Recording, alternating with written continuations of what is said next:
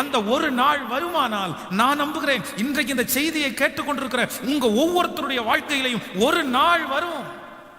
உன் பிள்ளையினுடைய வாழ்க்கையிலே ஒரு நாள் வரும். ஒரு நாள் வரும். அன்றைக்கு நீங்க இப்படி இருக்க மாட்டீங்க. நீங்க ஒருவேளை இந்த ஜெபத்துல இருக்கிற நிறைய பேர் நீங்கள் சோர்ந்து போகலாம். பாஸ்டர், இனி எங்க வரப்போகுது? இனி எங்க வரப்போகுது?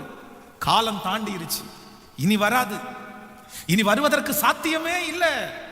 இனி நான் இவ்வளவு வயசானதுக்கு அப்புறமா அந்த நாள் வரப்போகுது, இவ்வளவு இழந்ததுக்கு அப்புறமா அந்த நாள் வரப்போகுது, இவ்வளவு அவமானப்பட்டதுக்கு அப்புறமா அந்த நாள் வரப்போகிறது, இத்தனை பேர் ரிஜெக்ட் பண்ணதுக்கு அப்புறமா எனக்கு வரப்போகுது. இல்லை, ஆண்டவருடைய பிள்ளைகளை நான் நம்புகிறேன், நான் விசுவாசிக்கிறேன். 80 வயதிலே வர முடியுமானால், 90 வயதுல ஒரு மனுஷனுக்கு வர முடியுமானால், இந்த சத்தத்தை கேட்டுக்கொண்டிருக்கிற யாரோ ஒருத்தரிடத்துல கர்த்தர் பேசுகிறார். இல்ல, நீ தான் சொல்லிட்டு இருக்கிற இனி எங்க வரப்போகுதுன்னு சொல்லிட்டு இருக்கிற. ஆனா கர்த்தருடைய கரத்தை பிடிச்சு சொல்றார், இல்ல, யோனத்தானுக்கு ஒரு நாள் வருமானால் உனக்கு ஒரு நாள் வரும், உனக்கு ஒரு நாள் வரும். அன்றைக்கு கர்த்தர் உன் எதிரிக்கு முன்பாக உன் தலையை உயர்த்துவார். அன்றைக்கு கர்த்தர் உங்களை அலங்கரிப்பார். கர்த்தர் உங்களை அன்றைக்கு ராஜாவாய் நிறுத்துவார்.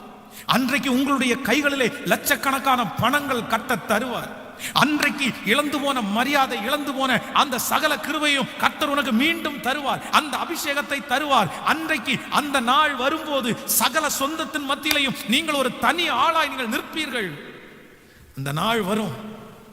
அவங்களுக்கெல்லாம் வருதில்ல, அவங்களுக்கெல்லாம் வருதில்ல, தீயவனுக்கு வருது, மோசமானவனுக்கு வந்திருக்க, ஆண்டவரை ஏற்றுக்கொள்ளாத ஒருத்தனுக்கு வந்திருக்க, துன்மார்க்கனான அந்த மனுஷனுக்கு அப்படி ஒரு நாள் வந்திருக்க.